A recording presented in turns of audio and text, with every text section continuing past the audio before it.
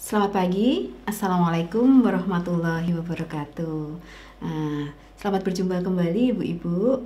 Nah, pada sesi yang ini kita akan melanjutkan sharing kita tentang teknologi pengeringan bunga telang. Nah, beberapa waktu lalu atau pada sesi sebelumnya kita sudah membicarakan tentang mekanisme pengeringan ya. Nah, di mana dalam pengeringan itu ada perpindahan uap air dari dalam bahan keluar bahan dengan adanya suplai panas untuk membuat air-air di dalam bahan ini menjadi uap. Kemudian perlu juga ada hembusan angin supaya memindahkan uap-uap yang sudah teruapkan tadi pindah ke tempat lain sehingga pengeringan akan berjalan terus. Jadi pada prinsipnya ada dua hal yang diperlukan dalam proses pengeringan. Yang pertama adalah aliran udara pengering, yaitu sebagai pembawa uap air, dan yang kedua adalah aliran pembawa panas. Nah, dua hal ini bisa terjadi secara alamiah ataupun secara buatan. Nah, ketika secara alamiah misalnya terjadi ketika suatu bahan itu diangin-anginkan. Nah, misalnya rambut kita basah kemudian diangin-anginkan, nanti dia jadi kering. Itu pengeringan secara alamiah. Ataupun dengan adanya udara hembusan panas, pengering rambut kita ditambahi dengan panas atau alat hair dryer ya. Nah, itu juga mempercepat proses terjadinya penguapan gitu. Nah, kemudian udara pengering juga bisa dikombinasi dengan pengasapan.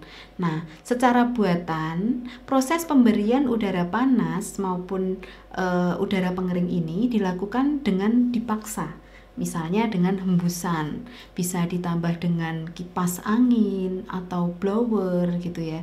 Nah, sehingga udara yang jenuh di dalam ruangan itu kemudian dipindahkan keluar dengan dorongan tadi atau dikeluarkan secara otomatis. Nah, itulah yang membedakan antara pengeringan secara alamiah dan pengeringan secara buatan.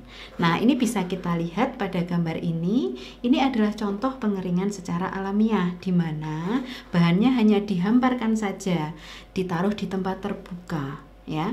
Kemudian yang di sebelah kanannya ini diberi naungan. Nah, ini ada perbedaannya. Ketika pengeringan dengan sinar matahari langsung itu hanya dihamparkan pada para-para saja ya.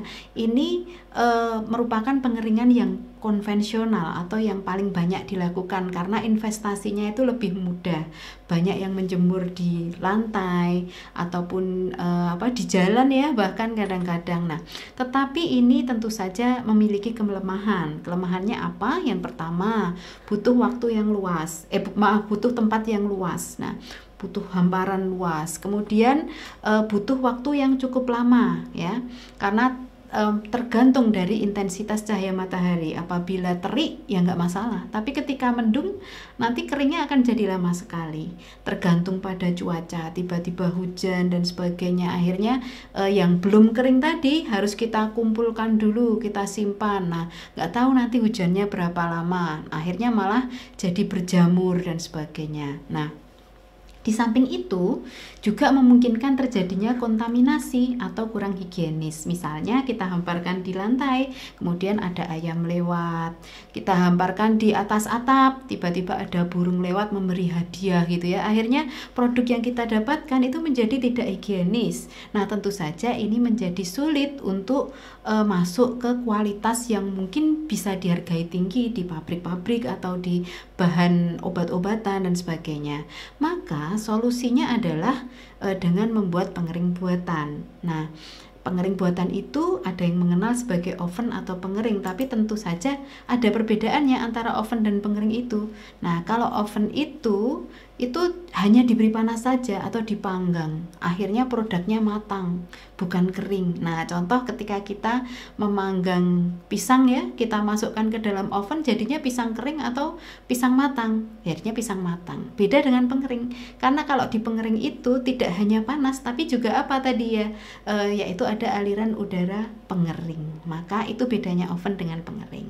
Nah, ini adalah gambaran pengeringan surya atau sinar matahari langsung yang dimodifikasi sedikit. Nah, supaya higienis maka diberikan tutup-tutup plastik di atasnya. Nah, ini memungkinkan agar tidak ada kontaminasi dari hadiah-hadiah burung dan sebagainya tadi. Nah, kemudian waktunya pun diharapkan bisa lebih cepat, lebih menghemat tempat karena mungkin bisa dibikin beberapa rak ya, berjanjang di atasnya. Kemudian di sini membutuhkan investasi dan kreasi. Nah, ada yang membuat seperti ini, ada yang membuat seperti ini ya. Di sini terlihat ada aliran udara. Nah, ada juga yang menggunakan bentuk seperti ini. Nah, di sini ada dua hal yang kita terapkan di sini. Yang pertama ada efek rumah kaca. Nah, efek rumah kaca itu adalah sinar matahari yang masuk itu beberapa panjang gelombang akan bisa menembus ke dalam atap tadi. Tapi setelah menembus dia nggak bisa keluar. Nah, sehingga dia akan terpantul-pantul di dalamnya saja. Nah, itu yang menimbulkan panas. Jadi akan mempercepat pengumpulan panas di dalam pengering, sehingga bahan akan menjadi lebih cepat kering. Nah, kemudian kita tambahkan tadi penyedotan udara, bisa penghembusan. Nah, penghembusan dengan blower ya di sebelah sini. Nah, kemudian kalau penyedotan itu di sebelah atas dengan penghisap udara gitu ya. Nah, ini modifikasi dari pengering surya. Jadi bisa menggunakan surya, tapi bisa juga menggunakan tungku. Nah, ketika sinar matahari itu sudah tenggelam, nah kita bisa nyalakan tungkunya untuk melanjutkan pengeringan dengan menggunakan kompor ya, atau menggunakan pembakaran. Nah, ini kreasi dari Departemen Teknik Pertanian dan Biosistem ya, berupa pengering hibrid yang sudah diterapkan untuk kayak beet, sayur-sayuran segar dan sebagainya. Nah, ini juga hasil modifikasi dari pengering surya yang sama ya, pada dasarnya ini menggabungkan antara energi surya dan juga energi tungku. Nah, ini diterapkan untuk sale pisang ya, sudah diterapkan untuk sale pisang, untuk kerupuk, untuk ikan asin, kemudian untuk kerupuk sorghum, biji sorghum dan sebagainya. Nah, ini contoh ketika kita menerapkan hasil modifikasi yang sederhana tadi untuk sale pisang. Ini sederhana, dibuat sendiri ya. Ini kreasi bersama mahasiswa dengan UKM yang saat itu UKM Sale Pisang ya. Nah, itu berkreasi bareng. Jadi dindingnya aja menggunakan anyaman bambu. Kemudian rangkaiannya ini juga menggunakan plat stainless yang dibentuk sendiri. Ya, jadi benar-benar murni kreasi. Nah, kemudian untuk aplikasinya ini sudah berhasil mempercepat waktu pengeringan. Nah, misalnya untuk pengeringan cabai ya, ini. Nah, ini yang diterapkan untuk pengeringan cabai, ini juga hasil modifikasi. Ini diterapkan di daerah Sleman untuk mengeringkan cabai merah. Jadi ketika panen cabai melimpah, harganya jatuh, itu kan dikeringkan nanti bisa dibuat menjadi abon cabai dan sebagainya. Nah, modifikasi pengering ini sudah mampu mempercepat pengeringan cabai ya, itu menjadi sekitar 8 jam. Biasanya kalau tidak menggunakan pengering lama sekali ya, apalagi cabai itu termasuk produk yang memiliki lapisan yang lilinnya tuh agak tebal gitu. Nah, tapi kalau telang itu saya pikir cepat ya, karena dia tipis dan sepertinya lebih berpori gitu, sehingga harusnya lebih cepat. Nah, sehingga pada prinsip pengeringan tadi, yang pertama ada aliran udara panas yang dihembuskan, bisa dari bawah, dari atas, dari samping dan sebagainya. Kemudian bisa juga kita tambahkan di sini indikator suhu ya, suhunya sudah tercapai berapa, kemudian indikator kecepatan udaranya berapa. Nah, dan jangan lupa ketika udara pengeringnya itu sudah jenuh, maka harus ada bagian yang bisa mengeluarkan udara tersebut, sehingga tidak boleh istilahnya kalau bahasa Jawa itu kepop gitu ya. Nah, sehingga keringnya bisa cepat. Nah, ini juga contoh untuk yang biji sorghum dan kerupuk sorghum. Nah, ini contoh-contoh pengering buatan yang tidak menggunakan surya. Kalau ini dengan menggunakan listrik ya pemanasannya. Nah, ketika kita memilih pengering itu kriteria apa saja yang perlu kita perhatikan? Yang pertama, kapasitasnya itu berapa? Jangan sampai pengering itu membutuhkan bahan bakar yang tinggi tetapi kapasitasnya hanya rendah, sehingga kalau kita aplikasikan tuh nanti jatuh biaya operasinya itu tinggi. Nah, itu harus kita perhatikan. Kemudian dimensinya, ukurannya berapa? Kita sesuaikan nanti dengan hamparan rak-raknya bisa muat berapa. Kemudian pemanasnya pakai apa? Apakah pakai kompor, apakah pakai tungku, apakah pakai listrik, itu dipilih mana yang paling menguntungkan, yang mungkin bisa terjangkau untuk lingkungan sekitar kita. Seperti misalnya kalau kebetulan yang di pengering sale pisang itu kan dia memang pengrajin kayu, sehingga kayu bekas itu dia berlimpah, maka menggunakan tungku menjadi lebih hemat daripada menggunakan gas. Tapi mungkin untuk masyarakat perkotaan sangat susah untuk mendapatkan kayu-kayu, sehingga mungkin dengan menggunakan gas atau menggunakan listrik itu lebih memungkinkan. Kemudian blowernya butuh berapa watt. Nah, kalau blowernya wattnya besar itu juga nanti tergantung dari kapasitas dari listrik kita ya. Nah, itu kemudian bahan-bahannya kalau bisa untuk produk makanan dan obat-obatan itu harus menggunakan stainless steel ya, itu. Nah, kemudian untuk persiapan biasanya kita sambungkan dulu stekernya dengan blowernya, kemudian biarkan blower berputar ya, kemudian setelah itu bahannya dimasukkan, lalu kompornya dihidupkan, nah kemudian diatur suhunya. Nah, untuk pengeringan telang ini kita jangan menggunakan suhu tinggi karena senyawa fungsional yang ada di dalam telang tadi itu sangat sensitif terhadap suhu.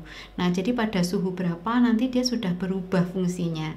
Jadi kan sayang. Nah, maka suhunya itu kalau bisa di bawah 60 gitu ya. Itu untuk pengeringan. Kalau tadi untuk blanching 80 nggak apa-apa karena fungsinya dia harus menginaktivasi enzim dan juga sekaligus kalau bisa untuk mematikan mikroorganisme yang bisa mati pada suhu tersebut. Kemudian